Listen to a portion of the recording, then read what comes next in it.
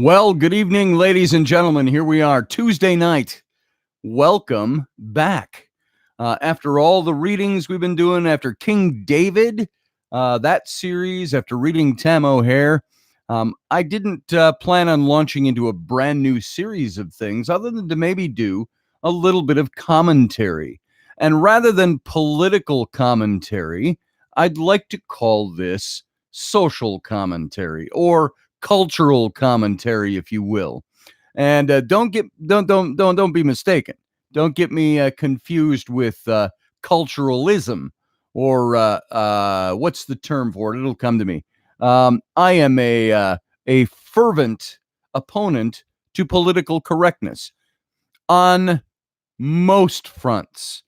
And I'll explain that in a minute, what I mean by that. But I want to say good evening to most of you who are coming in here. I appreciate your being here. Lewis, good to see you, brother. And James Sheets, you as well. Topper, good to see you. And I'm looking through here. Let's scroll down a bit. Leslie, nice to see you, darling. And Johan, nice to see you, brother. Glad that you're here. Ari Armin, good to see you. Eri, I hope I'm pronouncing that right. Eri? Yes. I don't have my glasses on, so I have to squint just a little bit. Mary Wins, good to see you. I got a friend request from you today on Facebook, and I didn't know that was you, Mary, until I went, oh, okay, I get it. I get it now. So, Susie Q, good to see you. And thanks. I'm glad you're here watching. And let's see, Dwayne, nice to see you, brother.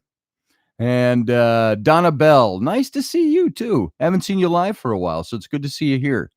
And Audrey, my Audrey, good to see you, Audrey. The darling of all that we do here, and I appreciate you're here. You saw me on Twitter today, James. Did I say something on Twitter today? I don't think I even promoted this show on Twitter today, which I usually like to try to do. Let's see. Oh, Johan, you're a woman. I apologize. I looked at Johan and I was thinking, like a Dutch version of John. So my mistake, and I do apologize. Dancing Gypsy. I would have thought that was a woman. Stereotype in my head. But I thought, hey, if Johan's a guy and he wants to dance like a gypsy, who's to say him no? But so my apology, Johan. You are a woman. Okay, indeed. I will never forget that now. Julitica, nice to see you, if that's the way you say that. Good to see you here too. And as things load up, I'll say hi to you some more as we go on. But let's see. James Sheets said it must have come over from Facebook about Ivanka Trump's new dog. You know what? That's one of the things today that drove me a little bit tiny insane. So the president's daughter gives somebody a white dog or buys a white dog. I don't know if it was for a family member or for her own family. And of course, all the cockroaches come out of the closet to talk about how appropriate that she gets a white dog, not a black dog, like because her father would never do that. And we're reading through all these comments. I think Rocky and I might be addressing that a little bit tonight. At least it's on our agenda if we get there. You know how Rocky and I are. So I think it's stupid and it's silly and it's getting out of hand. Greetings, Mark. Good to see you, Sinner Saint. Everybody else too. And Terry Electra, how you doing? Lola Joy, nice to see you. And I appreciate everybody coming here. Now, I put up a very dicey, sketchy, social commentary type of hot button topic for tonight, and that's racism. Now, I have not prepared a thing for this because I just wanted to talk off the top of my head, and I want to get your responses to things.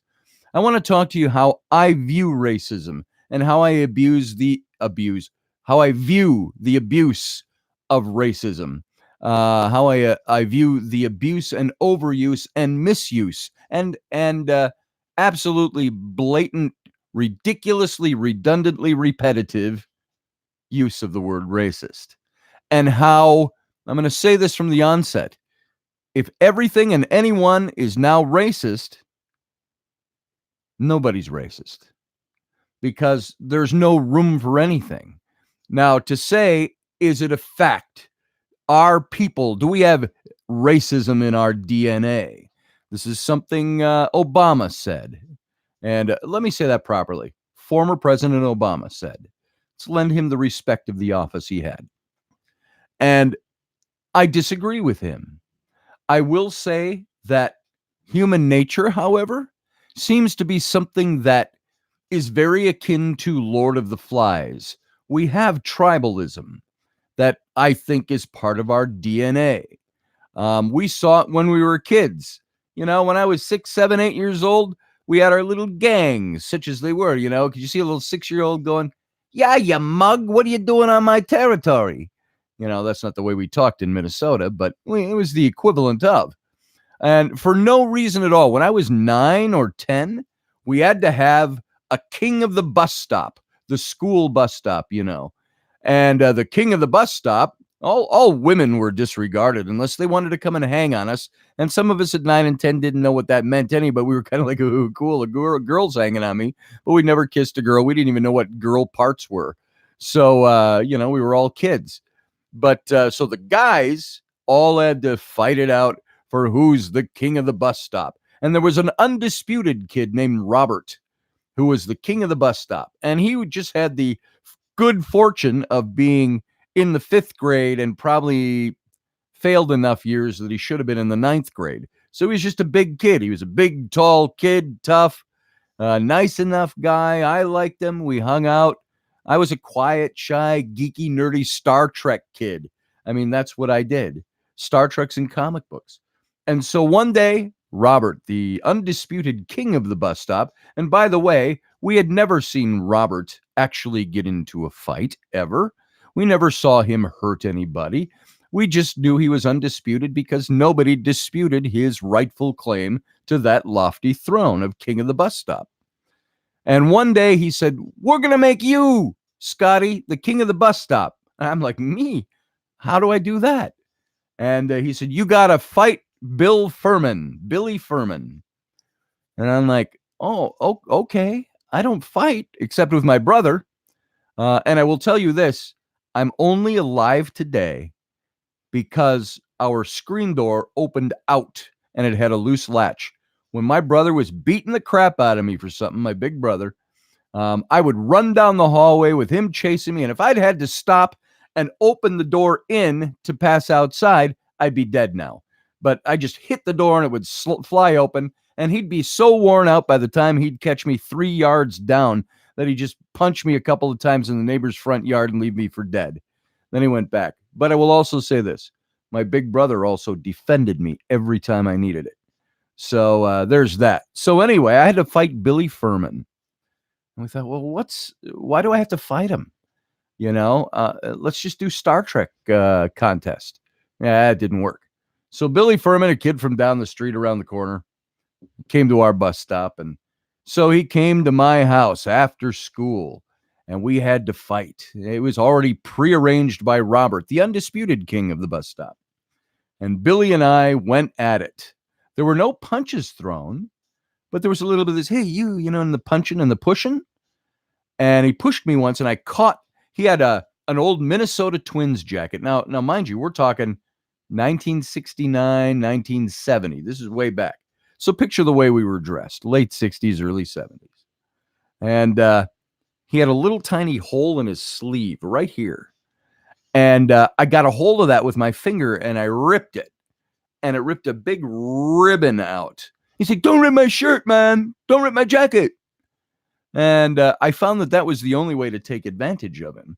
And so as a 9-year-old punk kid, I went ahead and I tore his jacket to shreds.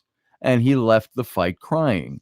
And I was hoisted high on lofty shoulders and declared the king of the bus stop. But it was only for a momentary fleeting amount of time because Robert said, "Now you got to beat me." Like that, you know, and he was having fun with it. But we felt like the Barrio, what was it? The Bowery Boys. Remember that old series? That's way old for me, but we used to watch Little Rascals, Bowery Boys, all that stuff. Three Stooges when I was a kid, you know, 30 years, 40 years after the stuff came out, 30 years maybe. So I became, for the day, the undisputed champion king of the bus stop. And that lasted about a day because I abdicated to Robert because I didn't want to fight him. Now, all that to say, we are tribal.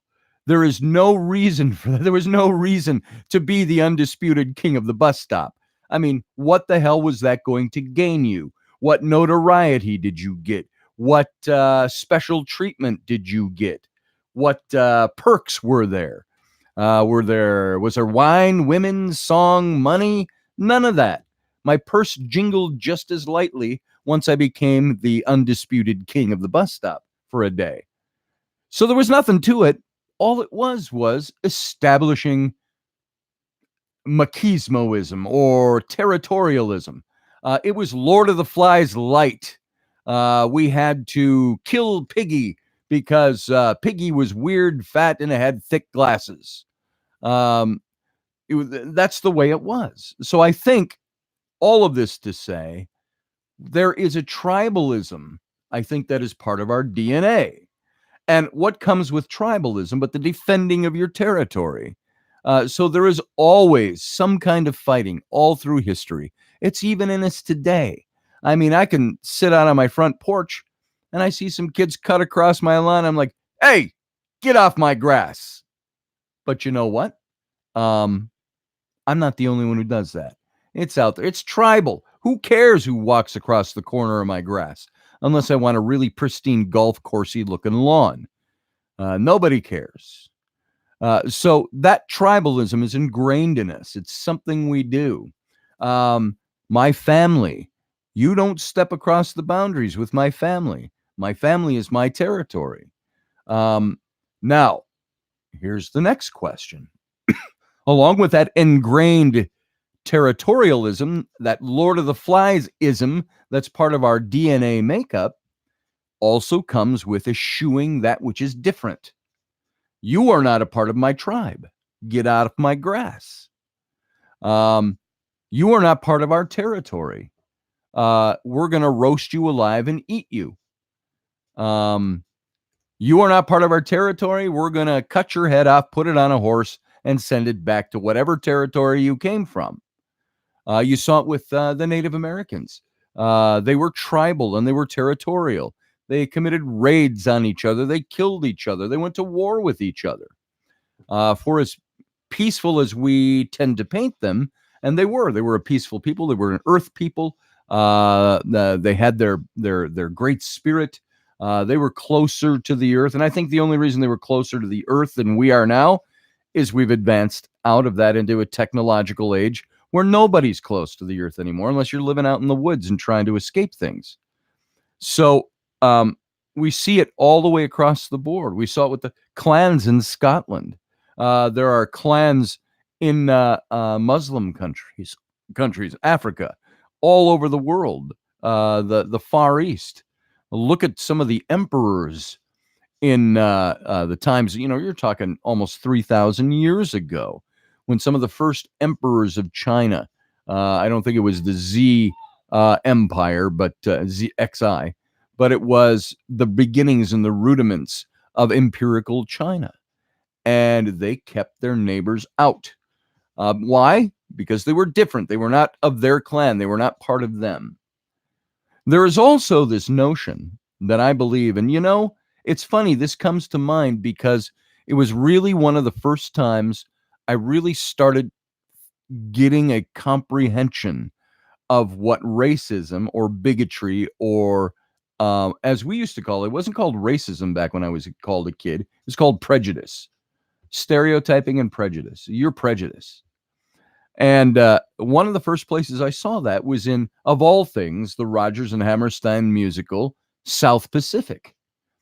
And it was in that song, after there had been some racism expressed, that they sang that song that said, you're not born to hate, you've got to be carefully taught, was the name of the song. And that's what I believe. We carefully teach ourselves and teach our children about the differences. Even when you say, I am not a racist, I don't believe in prejudice, I don't believe in stereotyping. I believe everybody is all for one. We all muck in together. This is our country. There are times where I admit, times in my life where I've looked and I've seen a group of black kids walking through my neighborhood, black African American kids. And all of a sudden you look and you go, ooh, are they up to no good? Now, is that because I innately felt that they, by this tone of the color of their skin, were bad people? No. It's because of the stereotypes that were set up. And now you've got all the people complaining about not just stereotypes, but about profiling people. Remember when the Hispanic guy down in Florida, George something, shot the black kid in a hoodie, the teenage kid? It was got to be about 10 years or more ago. And he shot him because the stereotype in his mind was, here's this black kid in a hoodie. He's doing damage to my neighborhood. He's going to do something. And he ended up chasing him down and shot him dead. Or did he shoot him, or was it yeah, he shot him after the kid threw a block at him. The kid might have just been scared out of his ass and threw something at him. I don't remember all the details, but the whole point of that was that he saw this kid as being different and fitting the stereotype that had been built to say you need to fear this person. And so I asked the question, I started asking the question back then when people were against profiling and they were against trying to say, I said, who creates the stereotype? Who creates the profile? Is it the guy doing the profiling, or is a profiler somebody that watches, observes, makes notations, and starts profiling on the basis of activity and action? And he said, this person who looks this way, dresses this way, acts this way, does this at this time, and I could be somebody who is worth being afraid of. And I would use the absurd example of saying, and some of you may have heard me say this in times past, what if the stereotype was this? What if it is well known that red-haired, red-bearded, kilt-wearing Scotsmen were guilty of most of the crime in the inner cities? What if that's just a hypothetical we set up? At least they're the most arrested, they're the most caught, they're the most, the group that's most committing those crimes. What would happen as a result of that? And this is all hypothetical I'm setting up, folks. Wouldn't you then, if you're up late one night and you're going to, I don't know, lock up the front door and you look out and there's a red-haired, red-bearded, kilted Scotsman standing in your front yard, would you think, oh my God, he is here to rape and pillage? Why? Because the stereotype has been set up. But let's say, who set up that stereotype? What if the red-haired, red-bearded, kilted Scotsman were the gang that was responsible for all the crime in your neighborhood? So you would start the stereotype. So I would say, ask, who would be responsible for establishing that stereotype? The red-haired, red-bearded Scotsman, kilted Scotsman who was doing bad stuff. So same thing applies in some of our inner cities. So let's see. I have so much more to say, but there's so much more on this. I want to get to your comments and look at them, and we'll start trying to go do a little back and forth here. Lola Joy would say, I'd say, hello, handsome. How you doing? So, yeah, that's it, Topper. I'd still lock my door because the guy could be a lunatic. I was burglarized 5 times in my house on the east side of St. Paul. We lived in the inner city on the east side of St. Paul, Minnesota. And it's, kind of rundown area. There's a lot of Polish people there. There's a lot of Hmong people there, a lot of black people there. And every time, and I take that back, not every time that I was robbed was it a black person. It was only twice. The other 3 times were the white dudes next door who were drug addicts. And they needed money. And I remember the guy, if you remember the story I told, the guy I tackled late one night, early morning. I heard the sliding glass door slam shut, and I ran downstairs and I went out on the back deck, and sure enough, there's a big, tall black guy, and he's walking around. This is the one with my hat with the feathers in it. And I chased him down, and I tackled him. He got arrested. Turns out he had 26 arrests and no convictions for the very same thing, for burglary. But so can I stereotype and say that because only 2 of the burglaries in my house were committed by black folk when the other 3 were white folk? So that stereotype doesn't hold. But what I'm telling you is this is generally speaking, in certain neighborhoods, there was crime that was committed, and because of the part of town you were in, the blacks took the worst rap because they were part of the community. They burglarized themselves. It wasn't a racist thing. But I got to tell you, there are more than just black burglars out there. Black people aren't the only people who break and enter, but it became a profile. It became a stereotype. You have to be afraid of a black man at night when you pass him on the street, especially if he's wearing a hoodie. But you know what? There aren't many white guys I pass in the middle of the night walking down the street in hoodies that I don't perk up just a little. Your spidey sense kicks in and you go, be careful. You don't know who this guy is. All of that, I digress. What I'm saying is that stereotypes are usually set up by the people who are being stereotyped. So what can they do about that? Probably nothing. But this is the society we live in. This is all in my way of explaining this DNA that is set in us, this tribalism, this ability to easily stereotype, this ability to dislike those who are not of your tribe. That comes with the territory. Especially, think about living out in the country in the days, think 200 years ago, 500 years ago. It was probably rather rugged to be out on your own somewhere, living in a little cottage out in the middle of nowhere, and somebody stops by your house in the middle of the night. What's going to happen? So you look at the pioneers in this country when they went out and they cleared land and then find out later, or didn't care going in, that it was not their land. It was Native American land that we took. What are the Native Americans going to do? Hey, dude, we can give you corn and we can help you plant. We can help you show how we do, how to hunt. But you start stealing our land and killing our people because we're trespassing on your land, you're going to have trouble. So the tribalism kicks in again from both sides. And they all started hating each other. So what did Audrey say? I have a wall surrounding my property, large as everywhere inside and out. You manage to get in my house and then you're fair game. And then she'll blow you away with her 44 Magnum or something. You feel lucky, punk. So don't say that. It's like saying bring it on. Maybe so. Well, all of this. Why do we build walls? We build walls to protect ourselves. From whom? From the element on the outside of our tribe that we're afraid are going to be there to harm us or to take our things from us. So this is ingrained, and this is where I wanted to start with this. I want to get your thoughts on that as we progress on here. So racism, let's see. James said, I've noticed that since the 60s, when segregation was enforced, tribes were forced to live together, and that's where things started to go wrong, at least in my opinion. Right. But see, here's the thing. I would have disagreed with busing and the desegregation, the way it was done. You cannot force tribes together and hope that all comes out well. Except back then, they're living in the society. They wanted to formulate the great society. They wanted people to get along. We're all in this together.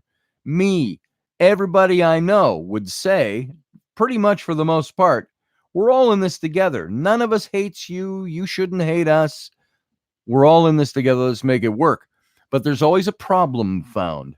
There's always something that says, well, you're privileged, or you have never grown up black, or you've never grown up Hispanic, or you're white. And now white, really almost being white, has become one of the most reviled races, not because of what we currently do, but because of history. And I got into a conversation with a guy earlier today, and I didn't get in very deep with him, but I wrote a long post, who said, remember the shirt I developed, that shirt for Son of a Patriot that says, America, love it or leave it. And I used kind of vintage type. And the reason to do that was, I said, all this kerfuffle about what Trump said about the Gang of Four, the squad, I guess they are, or as Trump calls them, Ocasio-Cortez plus three. They're all up in arms because they say he's being racist. Well, I can tell you what, it's only just because their skin tone is darker doesn't mean that they were right. And Trump stood out against them for what he believed. And maybe he used the right way of delivering his message, maybe not. But when you see this kind of stuff going on in our government, going on out there, and then everybody's calling for what whites become racist. What was the last thing Ilhan Omar said just the other day? Trump and white America, really, his administration, his followers, all they want to do is kill brown people and wipe out blacks. Really? Is that what you think we're all about? And so I had this fellow, I had that shirt. That's why I made that. Say, hey, there was a cleaner, simpler time where we weren't saying go back to where you came from. We said, America, love it or leave it. I remember that was a big patriotic type of thing. Now I've had people coming out of the woodwork telling me, oh, when I was a kid, you know, that's when they threw firecrackers at me and bricks and rocks and stuff like that. And it's like, well, what were you doing to have somebody throw that stuff at you? Because the guy who said this to me is definitely not a man of color, just an old hippie. And so if you're here and you want to say anything, if you're here by stealth, go ahead and sign in and say something. But I'd love to talk to you about this. But this fellow said to me that I have no right as a white man to say anything to anybody about if you don't love it, you can leave it. And he said that's something about all the bullshit that people like you know, are stupid. I'm going to call this up because I want you to hear some of this. This conversation that went on today. And this was all because I put up a shirt that said, America, love it or leave it. Come and buy it. And let me scroll down to where this is. It's right in here somewhere. Here we go. All right. Here's the comments that were in there. Let's see. This fellow said to me on the heels of something other thing. Somebody said to me, we're allowed to voice our displeasure with our elected officials in this country. The whole idea of love it or leave it implies that we do not. I said, no, it doesn't. Completely different sentiment and scenario. And this person said, then why is it said of those of us who voice our displeasure with our government? Now, this is a woman I know. I've known her for, 15 years. And she's a white woman. And so she's saying, and she's an activist, she's very leftist. And I said, expressing displeasure is far different from hating your country. And then now the person I'm talking about, this guy's name was Sonny. He said, yeah, how about love it or leave it? I reserve my right to effing complain. And I'm only saying effing because we're not on the Situation Room. And I shouldn't say that on YouTube anyway. So then he went on to say, Scotty Roberts, white people in this country have no right telling anyone to love it or leave it. It is stupid comments like this that facilitates, he said, the ignorance in this country. And my response to him for saying white guy, like me or white guy, I said, why so racist, Sonny? I didn't mention anything about skin color. I mentioned love of country by everyone who enjoys its liberties and freedoms. Sure, we have dark blotches on our history, but that is not the defining factor of who we are as a people. None of us is responsible for the sins of those who came before us. And if your invocation of the term white people as having no right to say to anyone who hates this country that they're welcome to leave it, you're living in the past that none of us alive created. We create and recreate every day, sometimes despite our pasts. If your criticism of what I said is rooted solely in skin tone, then you are short-sighted and myopic in your own brand of stupidity, because he called me stupid. That's why I said that. The truth is that this nation exists in the now, and we are all a part of it. If you hate it, you are certainly welcome to leave it. You have the freedom to go seek your utopia. If you hate it and you stay here simply to endure the torture, who's being stupid. And of course, I'm being facetious and tongue in cheek here. And this guy, and I'm reading this conversation because it's this important cornerstone. This is why I kind of launched into this tonight. He says, "Oh, cool. You're going to try and turn it around on me." Ha ha ha. He says, "Deflection has become the weapon of choice for those trying to assert how non racist they are. Good try. Sell that shit down at 7-Eleven, where they buy that kind of crap." And I wanted to mention to him, "Oh, are you trying to make a slam against Pakistani immigrants who work at 7-Eleven? The stereotype?" No, I didn't say it. So he's telling me I'm trying to turn the tables on him.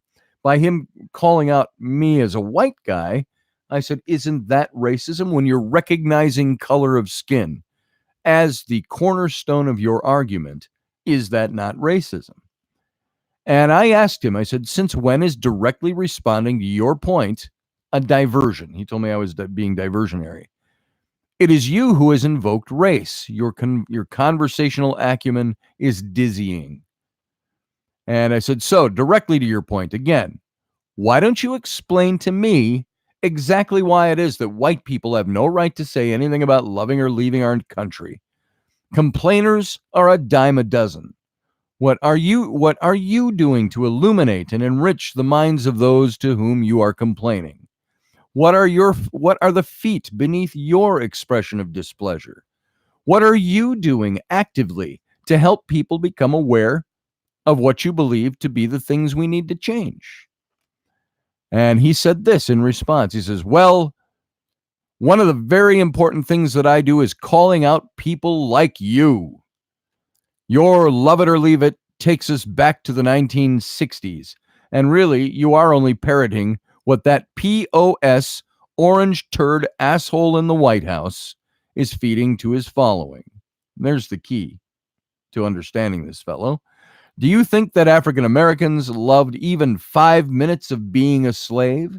Do you think that a black man who innocently looked at a white woman enjoyed even 5 seconds of being lynched? Do you think that the Chinese enjoyed building our railroads?" Now, by the way, see where he's digressing here. "Or the Japanese Americans enjoyed internment camps? Do you think for one moment that my people enjoyed the Trail of Tears?" So he's Chippewa Cherokee, Trail of Tears. And so he's Native American. He reveals there. "So calling out people like you is what I live for. White guy who thinks everybody should just move the F on and get over it. I'll tap you on the top of your head when I want to hear some white guy perspective on equality for us all." Now, I did have a lengthy answer for him on that one, and I'll get into that in a second. I see Professor Bauer. I have to go right to his point to see if what profundity he is sharing with us here. He says the folks running their collective inclusive mouths off, using racism against anything they don't like, have jumped the shark and gotten out over their skis. People are not giving a shit anymore. And I agree with you, Professor. Profound words indeed. It's gotten to the point where racism has become an invisible word because of its overuse, its abuse. It's being used to describe anything. I remember when it really first started getting bad that I noticed was during the Obama administration, because Obama was a black president, and I know the way these handlers and advisors think out there. You know that the whole racism argument was brought up to attempt to derail any kind of opposition. It wasn't because they believed it was truly racist. Maybe there were a few who did, but it was because they found an effective tool to try to derail an opponent's argument. If you call somebody racist in a public setting, or even release publicly that, well, he's only disagreeing with the president because the president's a man of color and he's just being racist, what does that person have to do? He's got to stop what he's doing, at least back at the beginning of this. Now you can brush it off pretty easily because it's been overused. But at the beginning, it was, "Oh my God, he just called me a racist. I got to say something public. I'm not a racist. Why, I have a black son." That was de Blasio. One of the most pathetic moments for de Blasio at the last Democratic debate a couple of weeks ago was where he said, "I'm the least racist person up here because I'm the only one who can say, standing on this dais, that I have a black son. And I went, oh my God, you didn't just say that, dude. You have just fallen into somebody's big trap set for you. And all I could think of was somebody posted it to my timeline too. The Simpsons episode. I don't know the context of the episode, but it had Homer Simpson. No. Family Guy had Peter singing the song "My Black Son, My Black Son." I didn't even know the woman, that I had sex with, is what he was saying, and so on and so forth. So the derailment of opposition became the target of anybody throwing out the word racism, because racism, you had to stop. This is Saul Alinskyism at its best. Rules for radicals. Look them up. Look up the 10 Rules of Radicals for Radicals by Saul Alinsky. And he mentioned as one of them the targeting of an opponent and pulling out. I've got to paraphrase because I don't remember it off the top of my head, but he said something to the effect of disarm your opponent by getting him off track and then hammer it and hammer it and hammer it and hammer it. And this is exactly what happened with the racism caterwaul during the Obama administration. If you disagreed with Barack Obama, the president, you were a racist because you didn't want to see a black man make policy. This is why the Republicans, supposedly, or the right of the conservatives in this country, got labeled all as racist, because all they were trying to do was obstruct a black president from having any sort of success in office. So it became outlandishly anti-racist talk. And people had to start defending themselves, stop what they were saying, and defend themselves on the racism issue and make sure that was covered and taken care of before they could move back to their platform. The problem is, it's like, do you remember in the 80s and the 90s, if you're that old, all the talk about when all the sexual harassment stuff really started blowing up, and all you had to do was accuse someone of sexual harassment, and that hung around their neck like an albatross. And that was all they were ever known for. I have a good friend of mine, an amazing man, just a couple of years older than I am. He's an artist. He was an actor. He's a writer, and has made his profession out of all of those things, a photographer. And somebody accused him of rape. Accused. He was arrested for it and charged, and then he has to stand trial, which I think is still coming up. But we all know, everybody who knows him knows this is false. Even the person who made the claim, it was a false claim. When they said it happened and where it happened, we all know the territory very well. This is Minnesota Renaissance Festival. And we said, she said it happened when and where? In the absolute busiest building backstage during that time of the day on a Saturday at an active festival day. He raped her brutally. There's something not right with this picture. That aside, we know he's innocent of this. We know he did not commit this crime. But what happened to him? His mugshot got put in the Minneapolis paper more than once. Stories written about him as if the prosecution was the writer of the article. And so, and it's ruined his life.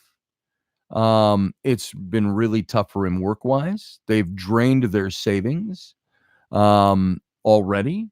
And he's very confident he's going to win and so on. I only bring up this example to illustrate the point, is that sometimes all it takes is a verbal accusation of something. You raped me, or you're a racist, for suddenly that thing to become the moniker that is hung over your head, the albatross that's dangling from your neck. If you don't know that reference, Rhyme of the Ancient Mariner is where that, and the sailor with the albatross hung around his neck, the dead albatross. And he says, that self-same moment I could pray, and from my neck so free, the albatross fell off and sank like lead into the sea. And so, that's the reference there. So, and those of you who didn't know that. But even if he wins, he's still going to be guilty in public opinion, says Leslie. You're absolutely right. That's the problem. The other problem was the other part of this racism problem that I have a problem with. There, I've said problem 5 times in 2 sentences. If I were writing, that would be erroneous. That would be horrid writing. The other problem is political correctness.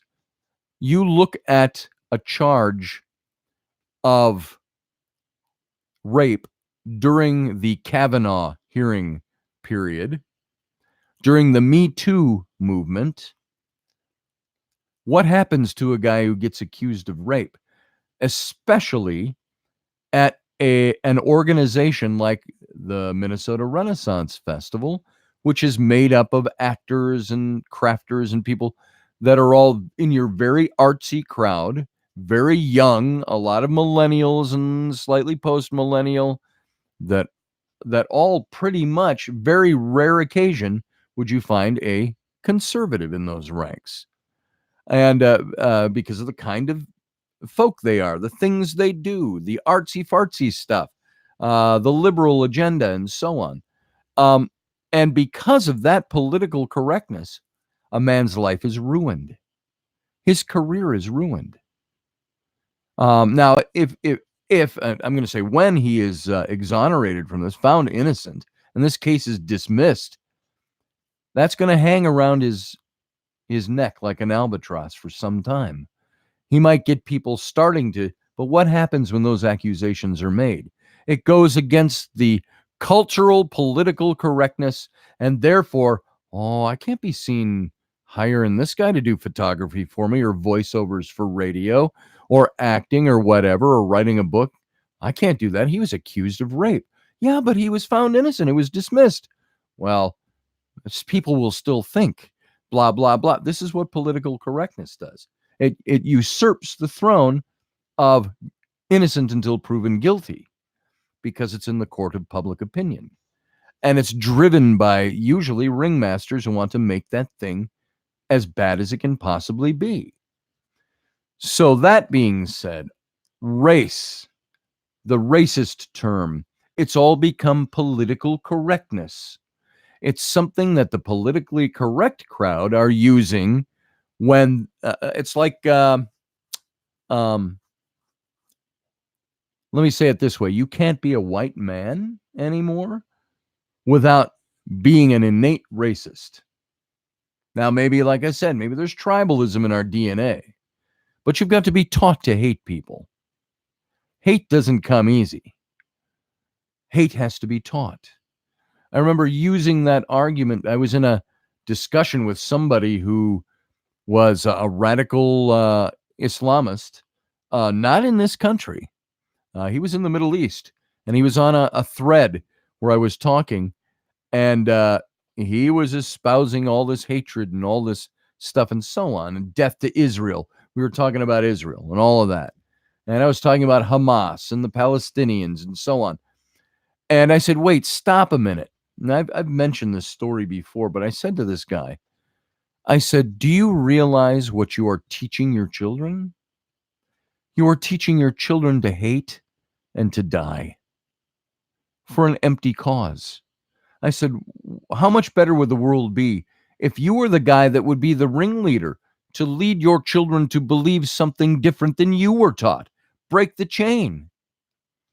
And I saw that he almost acquiesced, but not quite. He got it. His whole tone softened, and it was different. And it's that, hi, Amanda, how you doing? Mom wouldn't let us say it. Mom wouldn't let us say it. Still gives us a look of okay, I'm not sure what you're talking about there. I'd have to look back on it.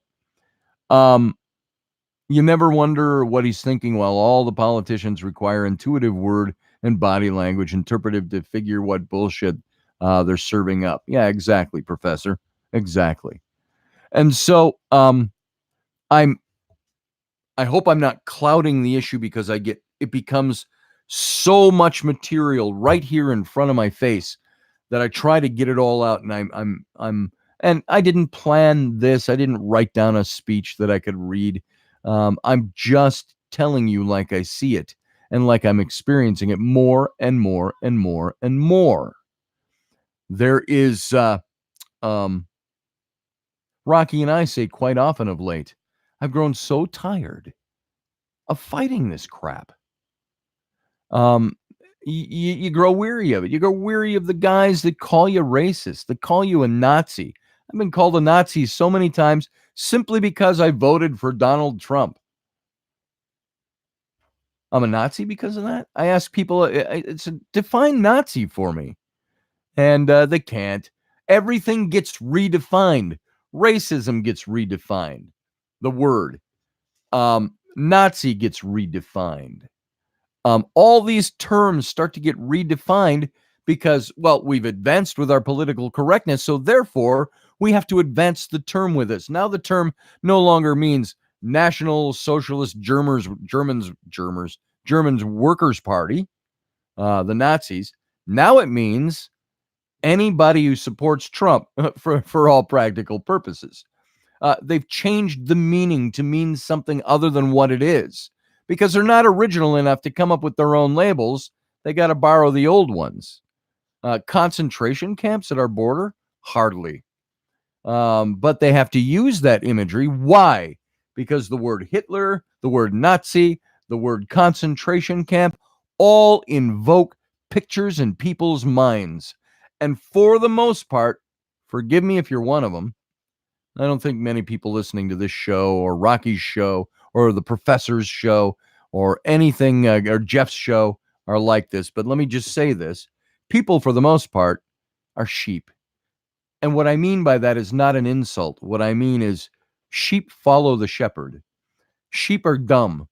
They don't really think much on their own. So people are sheep and people are not critical thinkers, meaning most people, they go to their job, they watch the game on Sunday, they like sports, they boat, they hike, they mow their lawn, they go to NASCAR races, whatever they might do in life.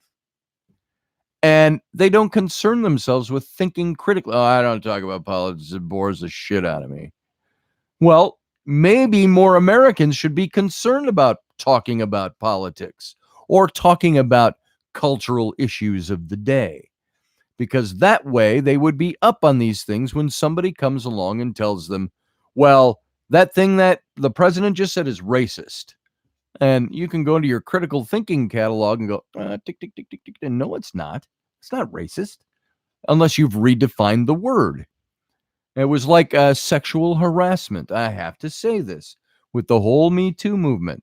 Sexual harassment, the bar got lowered or raised because sexual harassment used to be sexual harassment.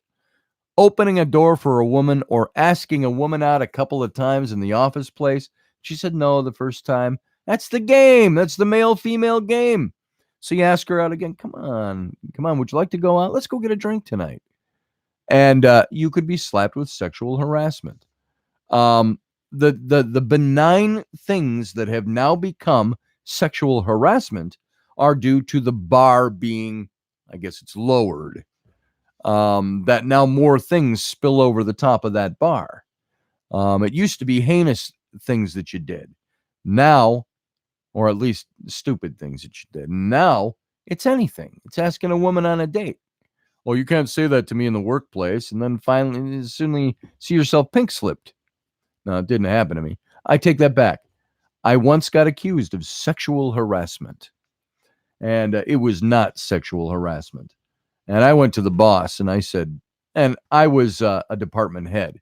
I was the creative director of an ad agency. And I had people, this woman that I supposedly sexually harassed wasn't even into my department. She was an assistant to the CEO. But this is a young woman who would come into our offices. I'm talking 20 years ago now. And she would flirt with us all us guys in the art department. She'd flirt with us. But God forbid if we ever flirted back, because that's what became the charge of sexual harassment. And I just went to the owner, the CEO, and I said, this is blatantly false. This is ridiculous. Here's what happened. What she's talking about is nothing like that. And of course, nothing came of it.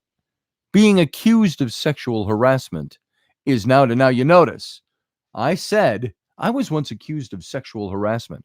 I wonder how many people out there listening to my voice went, I wonder if we should not listen to him anymore. Because, of course, when you're accused, you're obviously guilty, right? Wrong. So this is the stuff that has become the problem in America. And I'm not just going to talk about, I think there's a solution to it. And I think, first of all, the solution would be a little tongue-in-cheek. I'd say, shut up.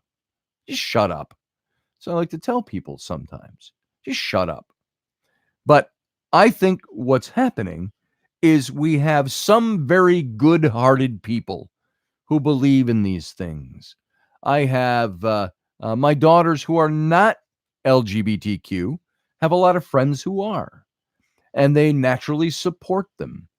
And that's just fine. I don't have a problem with LGBTQ, and that's your personal life. If that's what you choose, that's what you are. I don't give a good goddamn. I don't think I'm supposed to say goddamn on the radio here. Sorry.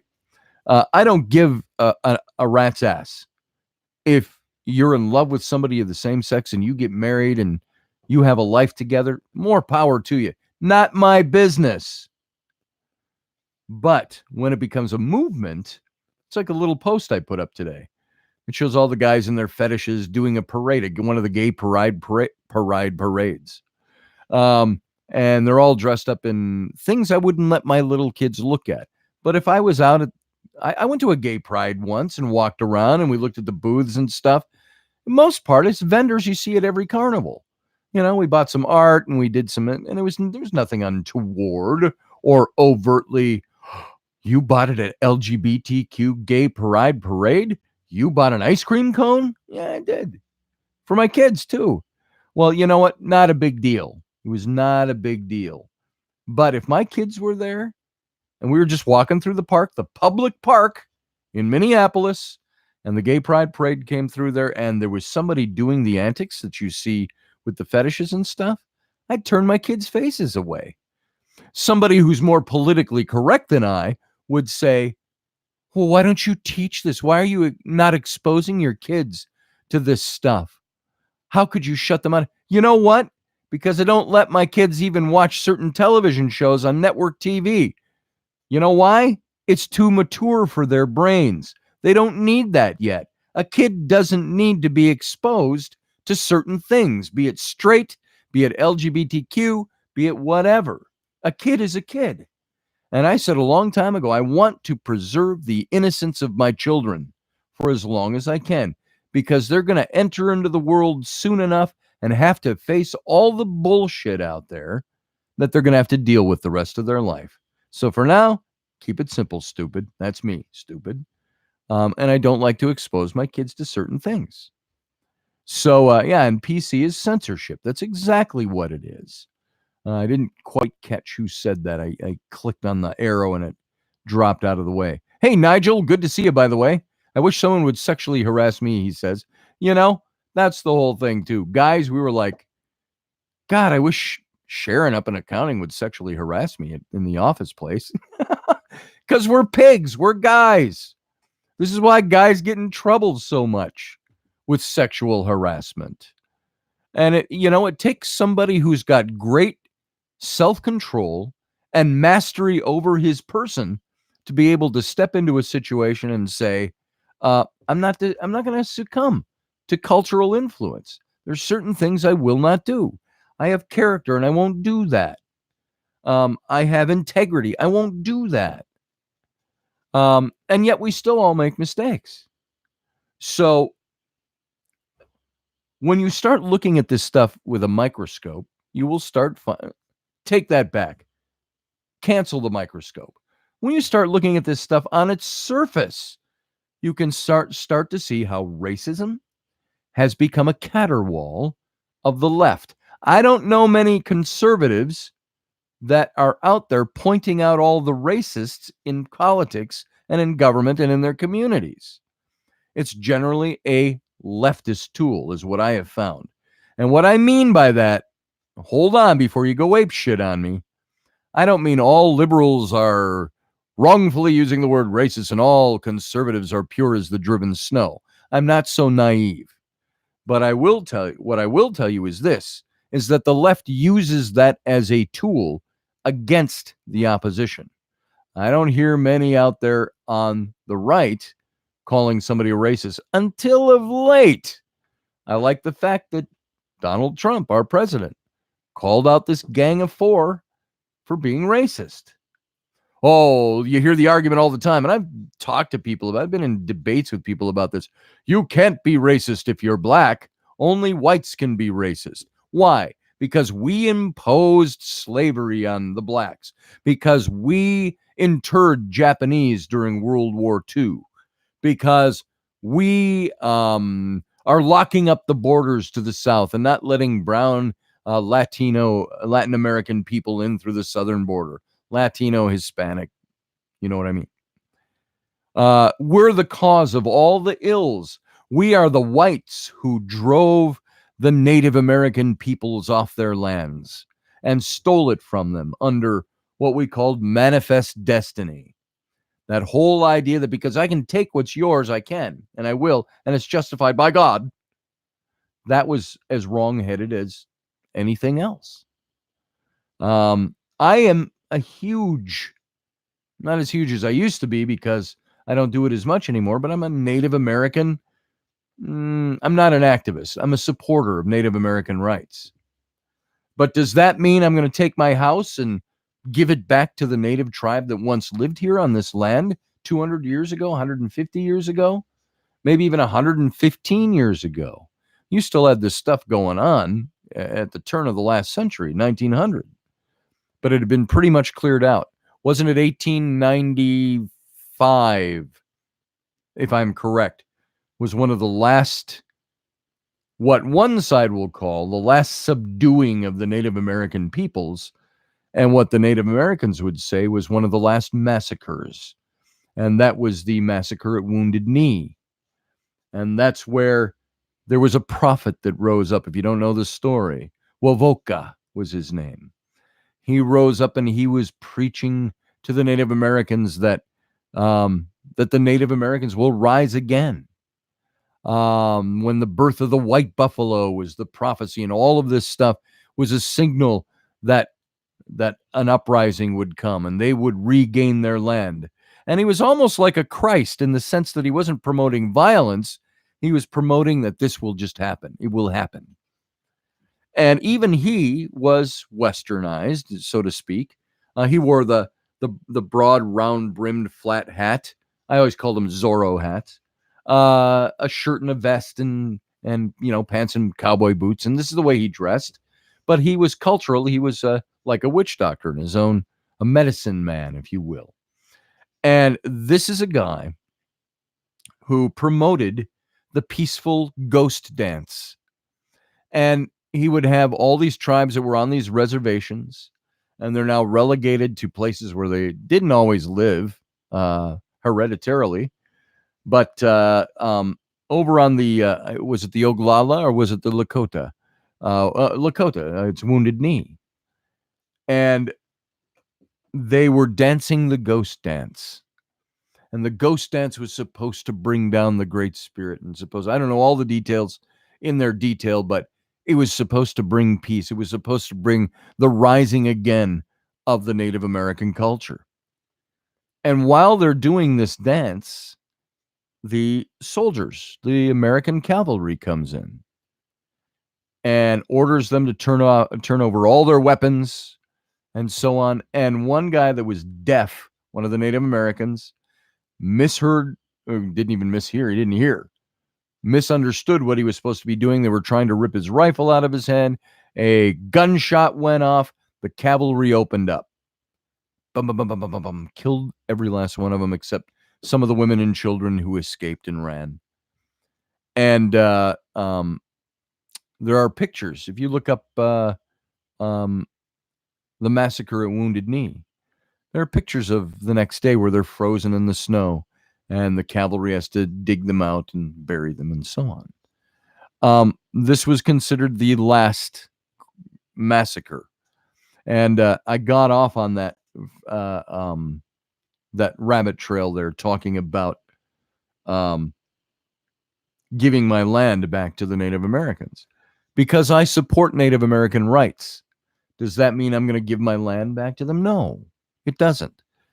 Different times, folks. The United States is here. America is established. If it had happened last week, maybe you'd have an argument. It happened a very long time ago. And so this nation is established. Now, there's an open door for the Native American to come in and be part of our culture. But if they don't want to be, they can stay on the reservations that were relegated to them, that were given to them of their own land. They can stay there and live their lives the way they want to. They have a somewhat sovereign nation there. They don't have to integrate, but they can if they want to. And I know many who have. But on those reservations, there were treaties written that were meant to be in perpetuity, they have in their language, meaning forever. As long as this nation exists, in perpetuity, this treaty right will stand of yours. Until, whoa, what happened? Eminent domain, manifest destiny. We find out there's gold on the Sioux Reservation out west of here in the Dakotas. You find out there's one of the largest deposits of uranium beneath the Bosque Redondo down in Arizona or New Mexico, and the reservation there. And they tried to rescind the treaty rights. And some of the arguments they were using was, well, nobody there's really full-blooded Indian anymore, which is a ridiculous case being made. See ya, Audrey. Glad you're here. You got to run. Hit the like and don't forget to subscribe. Go support the cannoli at scottallenroberts.com. Sign up for full Celtic Cross 10-card tarot readings. Yes, please do that. You can find them on the tarot link at my site. So now, all of this stuff I'm saying about the Native Americans, black slavery, let's get that one out of the way very quickly, because I think it's common sense to push that out of the way very quickly. There is not a person living today who was enslaved. There's not a person living today who promoted the slave trade here in America. There are a hell of a lot of white people, however, that pushed for abolition. Blacks had no voice in government back 150 years ago. Who was pushing that in government? Those who ran it. So when somebody says today that there is racism because of slavery and oppression and so on, I'm sorry, you may be the grandchild or the great-grandchild of somebody who was a slave. You may be old enough to be the son or daughter of somebody who was a slave, very old slave. I think most of those people are gone too at this point. What is it? It's 155 years since the abolition of slavery. Yes, I get the whole idea of oppression, of black oppression in America and so on. I get that. I get that exists in some pockets. But you know what? From the time I was a young man in the I wasn't even a young man in the 1960s. I was born in 1960. So from the time in the late 60s, we were being taught about the civil rights movement in school. We knew who Martin Luther King Jr. was. We knew how good this was. My mom was a dyed-in-the-wool liberal DFL Democrat. We grew up learning all of this stuff. We went to school, I remember, in 7th grade, early 1970s, 71, 72, in the 7th grade in school, middle school, that we learned all about the civil rights movement. We were reading books like Black Like Me. Professor Bauer, maybe you remember that one. Maybe there's some of you who remember that book from social studies class in the high school.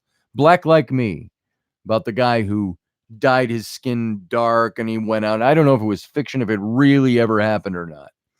because it seems so fanciful a story.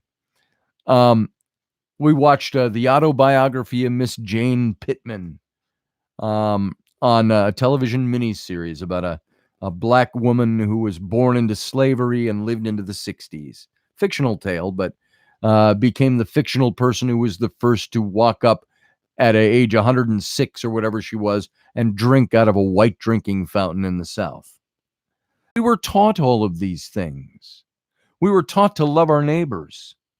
We were taught that nobody's different, that we're all the only race on the planet is the human race. And the only times there are differences is when the Lord of the Flies scenario came along, and it was tribalism. So I say now about the slavery issue, about the Native American issue, about all these atrocities in our past, that these are things that happened with our forefathers, no matter what side of that equation you were on. They did not happen to us. We live in a day and age. I'm 58 years old. And in the last 20 years, especially, what have I seen? I've seen black judges. I've seen black CEOs of companies that I worked for. I've seen black sales reps that were making a shitload of money when I was doing okay as an artist in an ad agency setting. I've seen black judges. I've seen black congresspeople, both local to the state and D.C. I've seen black senators. I've seen black presidents. And I'll tell you what, opportunity is there. And the argument always comes back, well, those are just select people. Somebody said to me, and I don't mean to upbraid or decry this person, because it's somebody I love as a friend. Dear friends, kindest people I know. They give you the shirt off their back. They're very, as she said, flaming liberal Democrats, progressives. And I only bring up this example on this because in talking about this stuff, I had posted an article the other day on the black Marine Corps officer who's also a woman who Trump is thinking of promoting to, if he hasn't already, to general, the first black female general in our nation's history. And my good friend said, do you think maybe it's tokenism? And I said, no, I don't. I said, if he'd taken a white guy over her, he'd be a racist and a misogynist. But he chose her, so now he's only token. It's really his racism that made him. I think it's real, and I think it means something. And our president supports the military, and he supports women. And so I think that this is a good thing that he's done. But this is the way the other side of the equation thinks. That's been more benign. The more I'm going to get back right now to this guy. I said I was going to come back to my answer to him when he said, white guy who thinks everybody should be just, thinks everybody should just move the F on and get over it. I'll tap you on the top of your head when I want to hear some white guy perspective on equality for all. And so I responded to him, and I haven't seen a response back from him since then. I said, don't break your arm patting yourself on the back. Not just yet. You're not so noble as you might see yourself. You haven't called me out on anything. You simply stated your point of view. If you want to call me out, let's engage in an open debate and present all the facts from both perspectives. I invite you to come on our radio program and debate the issue. You won't even have to hide behind a keyboard. Now, as for all the historical examples you've listed, remember he's the one who said, I'll bet a black man being lynched for looking at a white woman didn't enjoy that for 5 seconds, or somebody being enslaved or whatever. He brought up all these examples. So I said, as for all the historical examples you've listed, there is not a single one of those people who experienced the hardships, enslavement, or death who are alive today. Obviously on the death one. Neither are those who committed those acts of atrocity against them, with an exception of maybe the Japanese internment camps. A dark blot on our history, but justified at a time when we were invaded by Japan, and Japanese nationals were locked up, sometimes for the duration of the war. I said, our country, yours and mine together, has progressed a very long way from those days when human flesh was cheap and racial superiority and manifest destiny were used to justify horrific deeds. You and I live in the here and the now, and while there may still be current injustices needing to be remedied, no one is raiding your village, burning your homes, or lynching you from the closest street lamp. And might I add, when we hear rare stories of those things happening, it is individuals who are sick and twisted and sociopathic and psychopathic that do those things. I said, you are as free as I to state your piece and freely speak your mind. You have as much opportunity as I, despite the negativity you preach. But if you espouse hatred for the country in which we live, I can only tell you to express your free right to go find your utopia wherever you're able. I understand that your ancestral home is something that was taken from your forefathers by my forefathers, but not every white person living today is representative of those people, their philosophies, or their misdeeds. We are both citizens of this nation, and I would stand beside you to uphold and defend your right to express what you believe. But if you foment hatred, I would still tell you to love it or leave it. As you could say to me, were I to do the same thing. As for referring to the President of the United States as that POS orange turd asshole in the White House, that brand of banal ridiculousness can tend to undermine anything intelligent you bring to the table. If you want to have a good dialogue, leave the barroom drivel outside the door. And so that's how I responded to him. And let me see if I can wrap this up now, or come to a wrap up. I'm not saying I'm being done in 2 minutes, so don't start bailing on me yet, like the theater credits at the end of a movie. Let's talk about this. I want to go back and look at your comments, but I want you to know that I think racism that is, how do I want to say this? The person or people who express racism and use racism the most in their dialogue are generally the ones that are the guiltiest of it. And I think that that's a fact. I believe that's a fact. I can say, this guy said, I want to hear you say, you know what's also become a bad thing to do? To tell somebody in a dialogue or an argument, I'm not racist. Dude, I'm not racist. What's your problem? And they go, oh, you're denying it. Nobody wants to hear you deny. They can call you a racist, but if you say you're not a racist, that's a weak argument. And so I've gotten to where this is where do you think shut up came from? It's from all those talks that we have, all the radio years, and Rocky finally came up with shut up. Just shut the F up, he would tell people. And we couldn't say that on the radio, but shut the F up. And then it turned into, of course, hashtag shut up. And the shut up is mostly a way to dispatch the stupidity. Instead of getting into a dialogue, sometimes you just want to go, oh, for God's sake, shut up. Just shut up. You're really not worth hearing unless you want to talk common sense. And that's why I told this particular person, you want to come on the radio show and talk about it? Get out from behind your keyboard. Come and talk to me about it. He said that he felt he had been called. He didn't use quite those words, but one of the things he does to put action to his words is to go out and decry people like me. He doesn't even know me. And I said, so why don't you come on the radio show and let's debate? I haven't heard back from him yet. Maybe he'll accept. Maybe he'll tell me to STF you. Exactly, Nigel.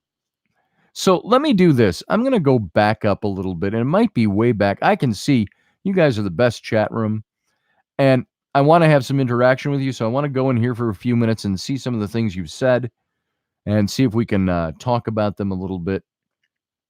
I like what Professor Bauer said. Agreed. You never wonder what he's thinking while all the politicians require intuitive word and body language. Oh, I read that one already. Interpretation to figure what bullshit they're serving up. That's exactly true. Let's see. Going on.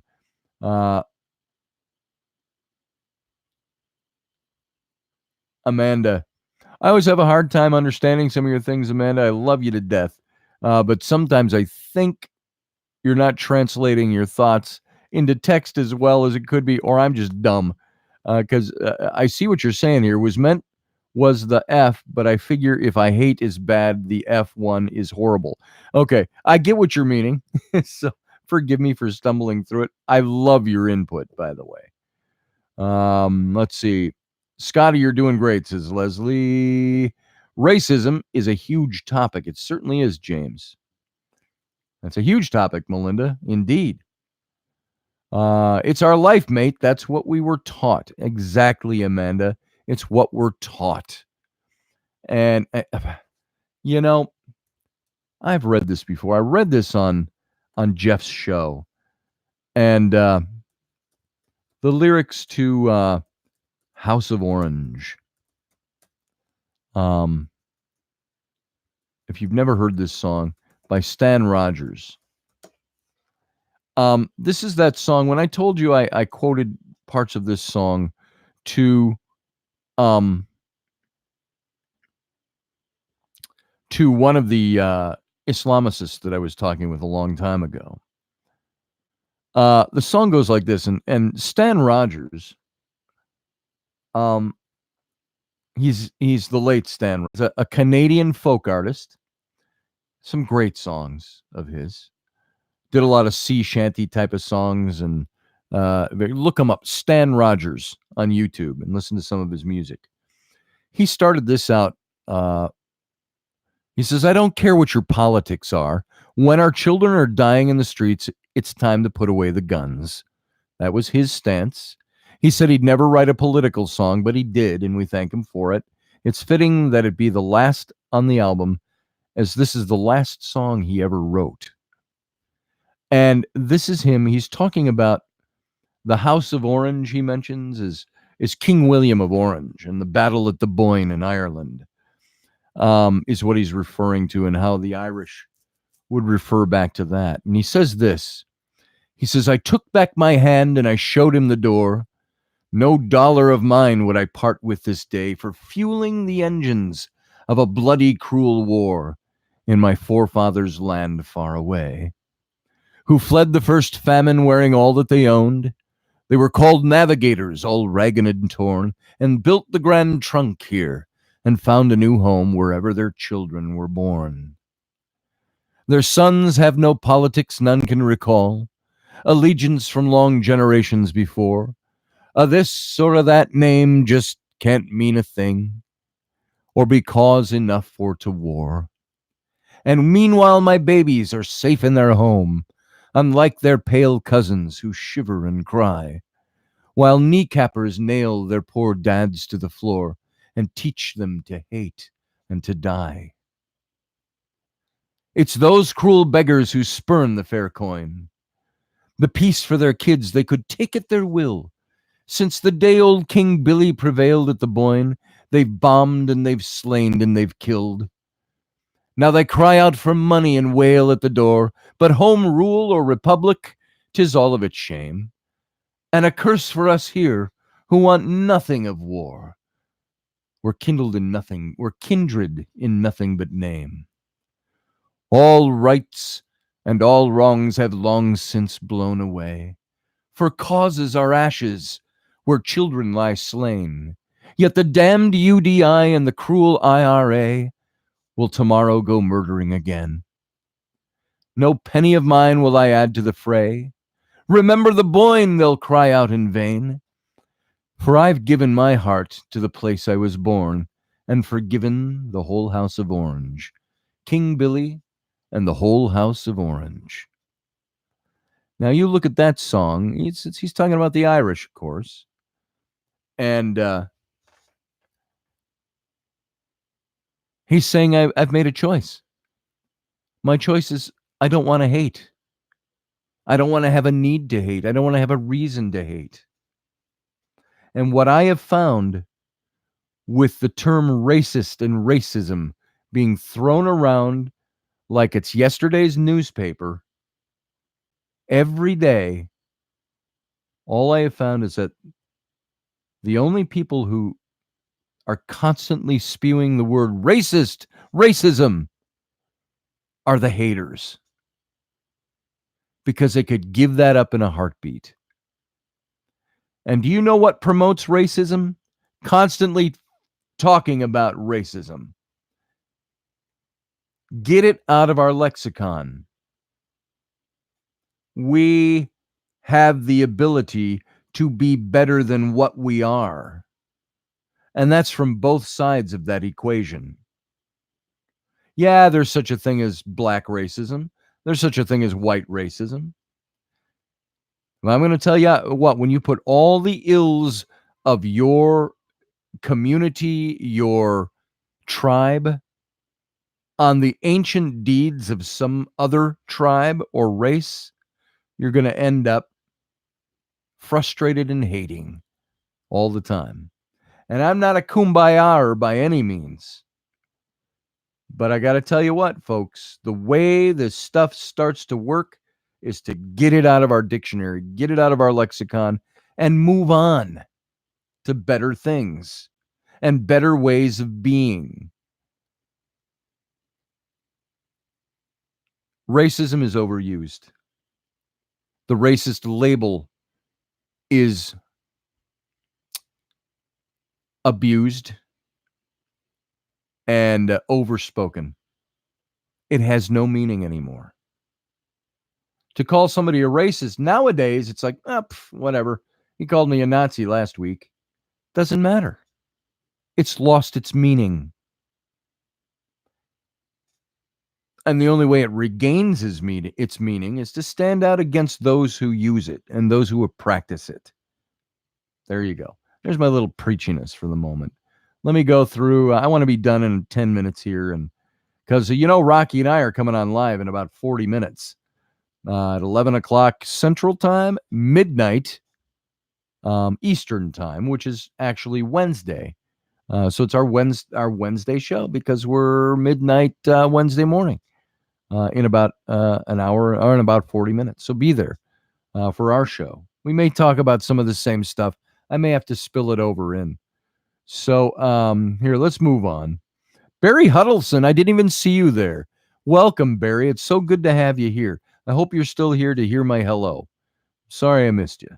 Love Barry. Let's see. Nigel Worsley, I'm bisexual. If I want sex, I buy it. Thank you for that great contribution, Nigel. All right. Let's move on. See if there's anything else poignant here that I ought to bring up. They don't watch us in the bedroom, and they sure as hell aren't going to watch this. That's pretty true. My kids, Leslie's kids, grandkids. Kids shouldn't be forced to be transgender either. Oh, damn it. Don't even open that one up tonight, James Sheets. It is a hot spot for me. That, to me, is the ultimate of child abuse. I got a big problem with that. Let's see. Let's keep moving on here. Oh, Delaney. Good to see you. Delaney's Delight Jones. Let's see. Topper. Good for you, Scotty. Iowa X. How you doing? Anything could be an ice cream since it's all look before you buy it nowadays. Ain't that the truth? Jesus, makes me not want to buy ice cream unless it's sealed. That's why I buy Breyer's ice cream. It's got the plastic seal around the edge. And it's all natural. Let's see. Delaney's Delight says, I've been known to be on the mannish side as an aggressive flirt. How you doing? So nothing wrong with flirtation. That's very true. I want to say goodnight, but before I do, I grew up in the good old days. It's my kids and grandkids I feel sorry for. Good night, everyone. I agree with you, Donna Bell. Let's see if you're a woman or a top man. I don't know what you were responding to. Delaney says she makes men blush. Um, I don't know. I don't know. Probably soft men will blush. I'd like to see you make Rocky blush. Let's see. It's the radical left that always seems to see color. You're right, Leslie. That's because they say we're acting it out. They got to call us on it. These are the same people, by the way, who got all over Ivanka Trump for buying a white dog. Shut up. Let's see. Topper, because they're afraid to fight back, Scotty. They don't want to be labeled a racist themselves. Yeah, I think you're right to a certain extent there. People don't want to be labeled a racist, so they don't fight it. I'm just going to back out. I've never been one to back down from a fight. Never been one to back down from defending someone. I don't back down against injustice. It's always been a problem for me to do that. I can't do it. I just can't shut up. Women and men use their sexuality subtly to their advantages all the time. No big deal. Very true, Mark. You should know you're the sinner saint. Let's see, I'd rather be surrounded by 100 conservative women than one on the left. I don't know. The leftist women are a little more liberal, Lewis. Depends on if you're looking for a date or if you're looking for, I don't know, somebody to go to the library with. Let's see. Morocco was the seat of transatlantic slave trade. Yes, it was. And by the way, the country of Liberia, if you didn't know this, was founded by former slaves who left the United States, went back to Africa, and they founded Liberia. That is why the national language in West Africa, Liberia, is English, and the currency is the US dollar. Let's see. And that was done in the late 1800s, I believe. Leslie says, I'm part Native American, and I don't blame anyone alive today for the way my ancestors were treated. My Irish ancestors were also slaves. Again, don't hold anyone alive today responsible for that. That's a good thing. And I'll tell you this. My ancient Scottish ancestors were enslaved by the Romans. So you know what? Italy can go screw itself. F you, Italy. Shut up. They say Fugazi. Long time ago. Anyway, they can build a home on the lot next to you. As long as people migrated, we've been taking land. Yeah, I won't give my land away, but you're right, Delaney. They can build a lot in my neighborhood, on a lot in my neighborhood. They're welcome here. Everybody is. Times have changed. Atrocities were committed, but times have changed since then as well. When you have to lead with emotions and derogatory character assassination, and argument, solution, and reason, you have not. Thus quoth the professor. Amen to that, Professor Bauer. The white buffalo is now on the scene. Yes, Delaney. Folks, I'm going to tell you something. If you want a good book to read, doesn't matter if you're not into this stuff or not. It's a history book. It's D. Brown's. D. Brown, D-E-E, Brown, wrote Bury My Hearted Wounded Knee. One of the most gut-wrenching books I ever read. It was history, but it was the history of the conquering of the American West as told by Native American side of the equation. That's a tough read. It'll get you right in the gut, right in the heart. But I think everybody ought to read that book. Didn't change my politics. It didn't turn me into a sniveling liberal leftist snowflake or nothing like that. It taught me some history from another perspective. And well worth reading. And when you say the white buffalo's on the scene, I know what you're talking about. Leftist women are just plain at the best, and at best ugly at worst. I might disagree with the Iowa X. I've seen some awfully damn babish from Babylonia. Name that reference. She's a babe from Babylonia. On the left. So, although there's lots on the right too. I am non-discriminatory when it comes to babes.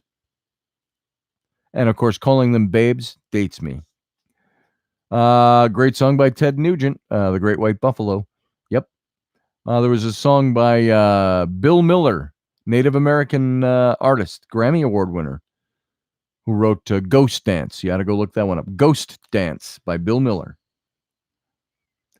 Let's see. I'm moving on. My friends and Bob Marley were putting on a show last night. Outstanding. I have that book. I've seen those pictures, Scotty. I'm not sure what book you mean. I'm not sure what book I referenced somewhere along the way here. That was Leslie said that. Old General Custer certainly got his ass whooped, though. Huh. He sure did. I have read some things where he wasn't necessarily as anti-Indian as history makes him out to be. But he was also an egotist and an opportunist. So he actually had a good relationship among the Indians, the tribes, until they all gathered to fight for their land. And yeah, the Greasy Grass. I want to take my kids out there this summer. We're hoping to go out there. The Custer Battlefield and go through the Black Hills. It's about 10 hours drive west of here. We're in Minnesota, well, Wisconsin. We got to cross Minnesota, which is 4 hours. Then you're in South Dakota. Drive across South Dakota, which is the longest stretch. But you go through the Black Hills. You end up in Wyoming on the other side, and that's where the Custer Battlefield is. And I want to see a Wounded Knee, except you do have to go on the reservation to see that. So it'll be an interesting trip. Let's see. Audrey had to run. We already saw that. Professor Bauer says the left and feminists have a problem. They want gender equality while claiming there's no genders. Ain't that the truth? That's all you need to know about the intellectual dishonesty in their minds. Damn spot on, Professor. Damn. Good point. Let's see. Going on. Love you all. Seeing Rocky Stucci. That's Audrey. Black-owned slaves themselves. Yes, they did, Topper. Who was it? It was Kamala Harris. It was learned that she's descended from a black plantation owner, black slave owner. And she didn't bring that up when she was decrying Sleepy Joe Biden for being racist or whatever. And she knows it's not true. She's just an opportunist. She's saying what she needs to say to garner people's attention. And that's where I get back to sheep and all of that again, because the people who believe that bullshit are people that don't have the capability of thinking themselves out of an intellectual wet paper bag. It frustrates me. Get smart, people. Get common sensed. All right. Going on. Leslie said her family didn't own slaves ever, and nobody here today was enslaved by anyone. Well, except one government who enslaved them all with welfare, removing the farther from the home. True. I'll tell you what, some of my ancestors owned slaves. They weren't plantation owners, but somebody in the Roberts line. I believe it was not Hezekiah Roberts, but maybe John, and it was Robards, clicked over in there somewhere, either just before or just after the Civil War. The name changed from Roberts to Robards. And I think it was a clerical error, or somebody who couldn't write or something, and somebody said the name wrong, and they wrote it down Roberts. But I saw handwritten wills from, might have been Hezekiah Roberts. We're talking way back, just post-Civil War. And in his will, he left his two Negroes. He named them to his wife, who would survive him, and his sons if they were both gone and they were still alive, and so on. He also willed a saddle to her. So a saddle and two human beings were part of his will. But yeah, I had black slavery in my own family tree. You know what? Wasn't me. I'm not even going to apologize for them. Why should I? It had nothing to do with it. Not my problem. Not my fault. I can say, gosh, I'm sorry your ancestors were enslaved by my ancestors, but you know what? Doesn't make any difference. It wasn't you or I. We're in the here and the now. The sins of the fathers do not come on the sons and the daughters. I am not responsible for what my forebears did. But I will guarantee you something. There's probably a lot of people here that might have been slave owners when it was the way to do things. I might have been. I don't know. I would hope to God that I would think much higher of humanity, even 250 to 300 years ago. Because I have that justice streak. There's that something about me in my brain. I don't think I could. I don't think I could have owned slaves. I spoke too quickly, facetiously. I don't think I could have owned slaves. Let's see. James, my family too. Small family farm here in Minnesota. Of course, we didn't know we were poor. We just didn't have the media to tell us we were. And by the way, those of you who are native to Minnesota, did you know remember the Dred Scott case pre-Civil War, where Dred Scott, black slave, sued or appealed to the government, suing his owner for owning a slave above the Mason-Dixon line, which was illegal. And so he was suing for his freedom. Of course, but he lost the case. But one of the things I didn't know is those of you in Minnesota, that took place right here in Minnesota at Fort Snelling over by the airport, the old fort. You can still go and see Dred and I think it's Martha was his wife, Scott. You can go see their quarters in the fort, in the downstairs of the fort. Not the downstairs of the fort. It's the the ground level of the barracks. And that's where that case took place. It was an officer at Fort Snelling that owned him above the Mason-Dixon line. And so he was smart enough to file a suit, but he still lost. I don't know all the facts of the case and why exactly he lost. It wasn't just because of racism. They were all racism, then they didn't hear him, even though it existed more fervently than it does today. So let's see. Janesville, Wisconsin was established by abolitionists. Very cool, Delaney. I didn't know that. Stokey Carmichael, James said. Made my colored brothers and I even closer, said Professor Bauer. What about Tom Sawyer? Lewis Boyce says, that's an atrocity, all its own. Censoring Mark Twain books now? Removing them from libraries because in his day, he was using language of his day? It becomes pretty far-fetched, pretty stupid, if you ask me. Iowa X, your name is Toby. Let's see, slaves, it goes way back. Egypt. Oh, hell yeah, it does. It goes further back than that. No country is without its sin, says Leslie. One thing about America is that we've always strived to do better. The founders knew they were futurists. They knew they were creating something that was going to be exceptional. And they all had to grow into some of their own ideals. Opportunity is there for everyone, says Topper. I agree with you, brother. I can throw bricks like a football. Nice, Delaney. Nice. Let's see. I was bullied because of being white in the late 70s, Vicky Rivera says. Welcome, Vicky, by the way. Spartan, welcome to you too. Yeah, and that's sad. Tribalism is what causes differences. It's breaking down the walls of tribalism.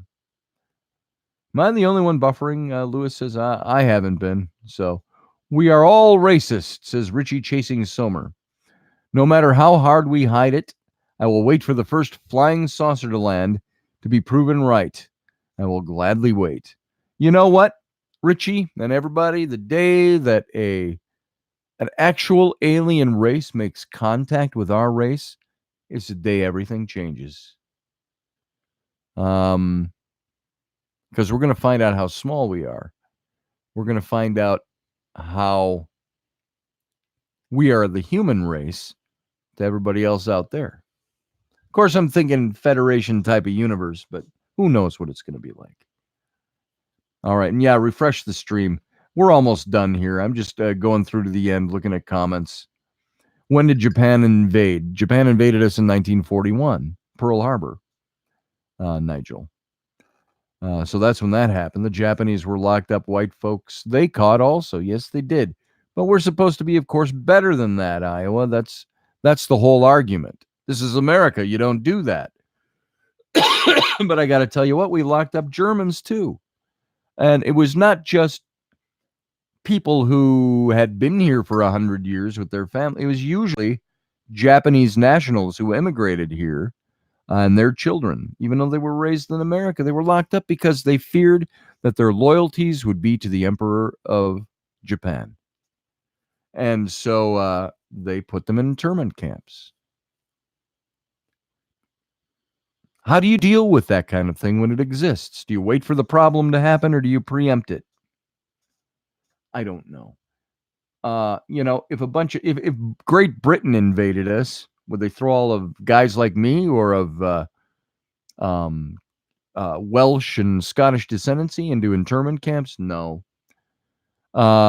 Maybe if I was the first generation here from Great Britain and expressed loyalty to the crown, I might have a problem. All right, let's move on toward the end. We've had that discussion. Prediction, says Professor Bauer. Like Japan and Germany, who were bombed the shit out of and are now economic powerhouses and allies, Trump will turn North Korea and Iran into something similar, cementing his legacy. You know what? That's not a bad prediction. I think it's going to happen. So, moving on, we're getting toward the end here, folks. Sheepdog Post. Can't be the best chat room without one of the best podcasts, Scotty. Well, thank you, Mark Sinner-Saint. I rely on all my brothers in arms, Professor Bauer, Rocky, and Jeff Dougherty. All of us hopefully pull up some slack for each other in certain ways and all support each other, which is cool. Let's see. Okay, we're just about down to the end of the chat room there. I've reached the end. I remember when our teacher made us read Tom Sawyer. I thought, great, another book for boys. And I loved the story, Leslie said. You know what was my favorite book, as I've said before, was To Kill a Mockingbird. I enjoyed Tom Sawyer and Huck Finn.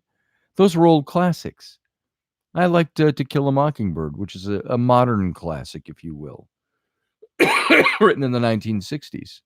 Very anti-racist and a very good book, presenting the case very well. Did you know there was something about the critics didn't like her? She waited, 50 years to write the follow-up to that book? Came out just 2, 3, 4 years ago, just before Harper Lee died. And she's picking up Scout as an adult. It's now the 40s, I think, or the 30s or the 40s. I think the story in To Kill a Mockingbird was in the 30s, if I'm not mistaken, Depression era, Deep South. And she's grown up, and Atticus, her father, is kind of an ass in the book. I saw one critic write, because Atticus is more a racist than anything else. So I don't know. I've got to pick that up just to read it and see what they're talking about. So let's see. Go look at Roosevelt's wife. Yep, Nigel says. I love Tom Sawyer. To Kill a Mockingbird was an amazing book and movie. I just read that to my kids last summer. To Kill a Mockingbird. And there we go. Folks, wasn't it Churchill said to his own wife, Nigel, there's a famous saying of his. She said to him one evening after a soiree, she said, Mr. Churchill, you are drunk. And he said, yes, madam, but in the morning I shall be sober, but you shall still be very ugly. Great famous drunk line of all time. So there it is, folks. Let's quit there because it is now 10:45. I told my wife I'll probably be about a half an hour on this topic. That was at an hour and 45 minutes ago. So thank you, everybody. Thanks for being here. I see a lot of people have stuck around for the whole thing. I appreciate it. Thank you for being here. Show up for Rockies in my show in 15 minutes, the Situation Room. Also, if you want a tarot reading, which I do, go to my website, scottallenroberts.com, and click on the tarot link, and you'll see what to do. I'll just put it in here, scottallenroberts.com. Go there. You can also go over to Son of a Patriot. Just go to Rockies and my website, streamingtalkradio.com. Make sure I spelled that right. Go there. You're going to see everything Rocky, everything Scotty. The professor's on there. Jeff Dougherty's on there. Who else is on there? That might be all of us so far, the four of us. You'll see links to all of our stuff, all of our things. Go to Son of a Patriot. If you scroll down, you'll see a big banner for it. It's my site where I sell my t-shirts. The t-shirt I put out, America, Love It or Leave It, that caused this guy so much angstiness. You'll also see some of the other stuff we do there. So pardon my cough. I didn't hit the cough button. Thanks for being here. And thank you, Topper. I appreciate that. So we'll see you in 15 minutes. Come on back tomorrow night. Well, something else brewing for tomorrow night. And I appreciate you. Love you all. And it means a hell of a lot to me that you would take your time and spend it here with me. I appreciate it. Have a good night, folks. We'll see you in 15 minutes if you're going to be over at the Situation Room. Bye. Well, bye.